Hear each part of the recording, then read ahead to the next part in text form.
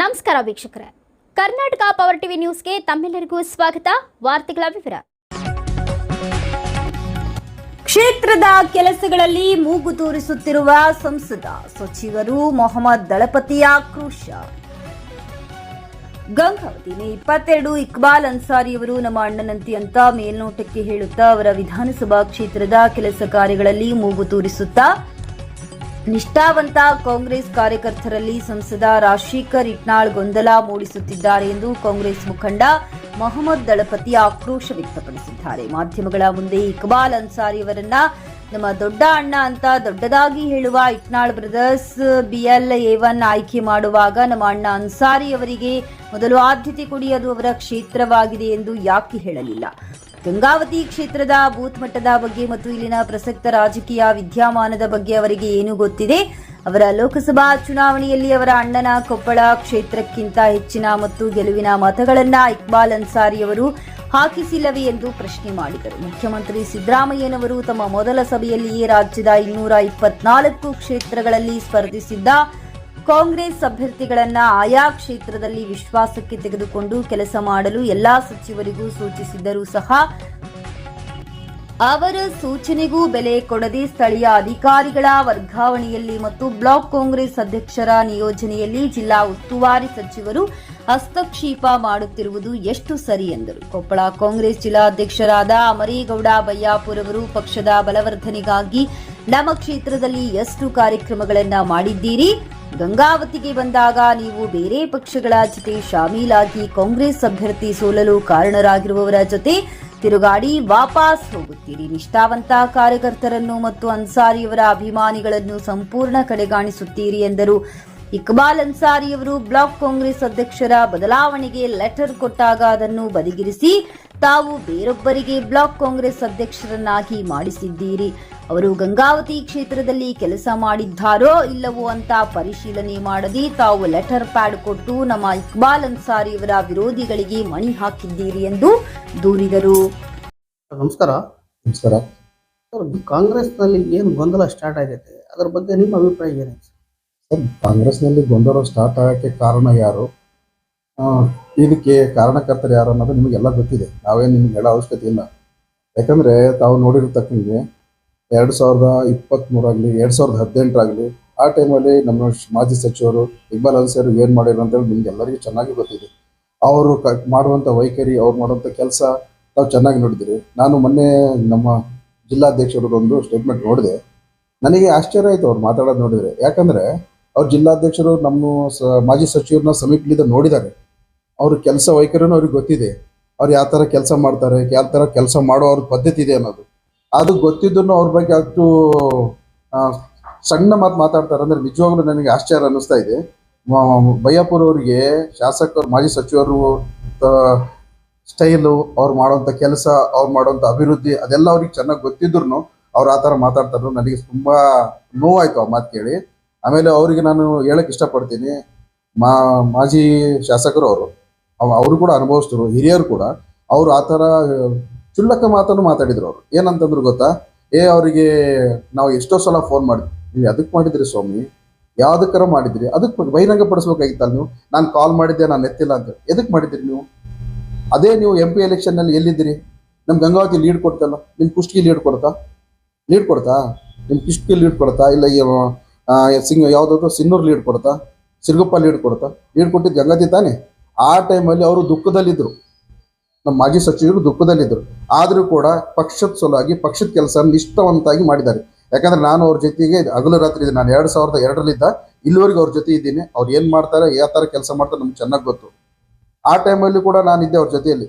ನಾನಿಂದ sir ನೀವು ಮತ್ತೆ ಹಿಂಗೆ ಮಾಡ್ತೀರಲ್ಲ ಅಂದರೆ, ನನಗೆ ಸಿದ್ದರಾಮಯ್ಯ ಅವರು ಆಜ್ಞೆ ಮಾಡಿದ್ದಾರೆ, ನನ್ನ ಕೆಲಸ ನಾನು ಮಾಡ್ಬೇಕಂತ ಹೇಳಿದ್ದಾರೆ. ಆ ಪ್ರಕಾರ ಅವ್ರು ಕೆಲಸ ಮಾಡಿದ್ದಾರೆ. ಬೇಕಾದ್ರೆ ನೋಡಿ, MP ಎಲೆಕ್ಷನ್ ನೋಡಿ, ನೀವು ಯಾರ್ದು ಲೀಡ್ ಇದೆ? ನಮ್ಮ ಲೀಡ್ ಇದೆ ತಾನೇ? ತಾವು ಮಾತಾಡೋ ಟೈಮ್ನಲ್ಲಿ ಯೋಚನೆ ಮಾಡಿ ಮಾತಾಡಬೇಕಂತೇಳಿ ನಾವು ತಮ್ಮಲ್ಲಿ ಇನ್ನೊಂದ್ಸಲ ಮನವಿ ಮಾಡ್ಕೊಳ್ತಾ ಇದ್ದೀನಿ.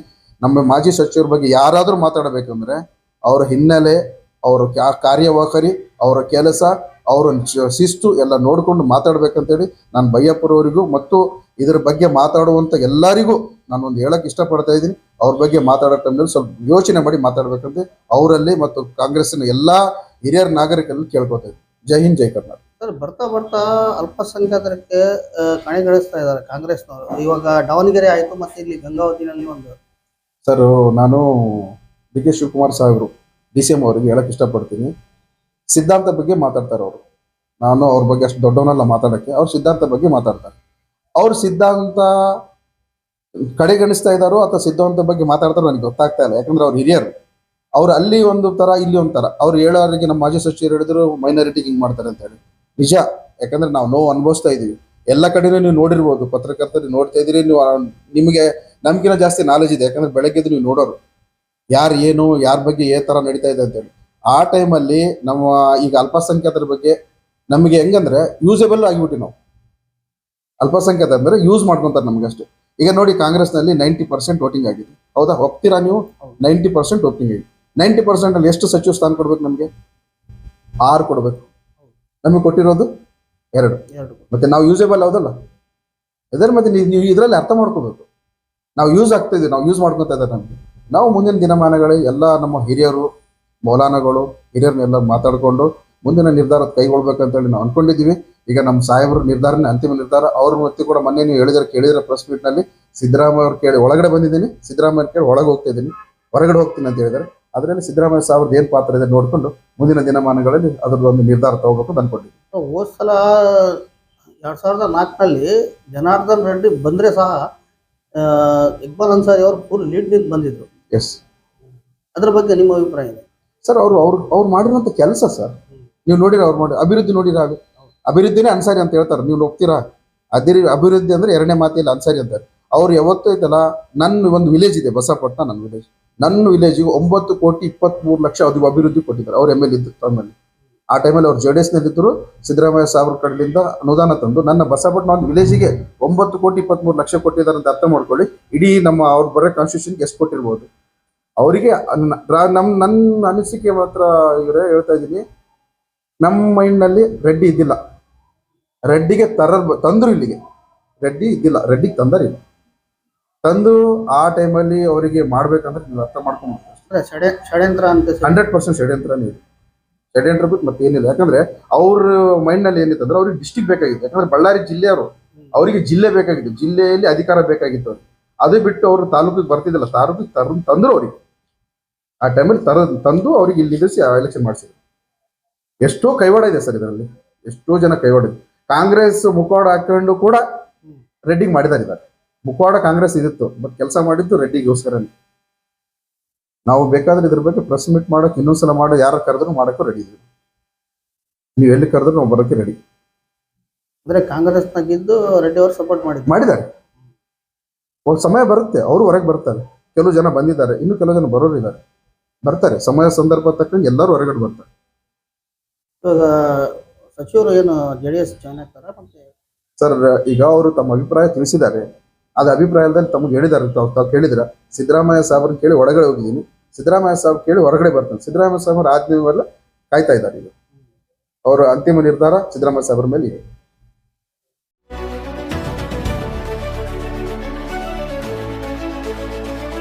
ನೈಜ ಸುದ್ದಿಗಾಗಿ ನಿರಂತರವಾಗಿ ನೋಡ್ತಾ ಇರಿ ಕರ್ನಾಟಕ ಪವರ್ ಟಿವಿ ನ್ಯೂಸ್. ನೀವು ಇನ್ನ ನಮ್ಮ ಚಾನೆಲ್ ಸಬ್ಸ್ಕ್ರೈಬ್ ಮಾಡಿಲ್ಲ ಅಂದ್ರೆ ಕೂಡಲೇ ಸಬ್ಸ್ಕ್ರೈಬ್ ಮಾಡಿ, ಲೈಕ್ ಮಾಡಿ, ಕಮೆಂಟ್ ಮಾಡಿ ಮತ್ತು ಶೇರ್ ಮಾಡಿ.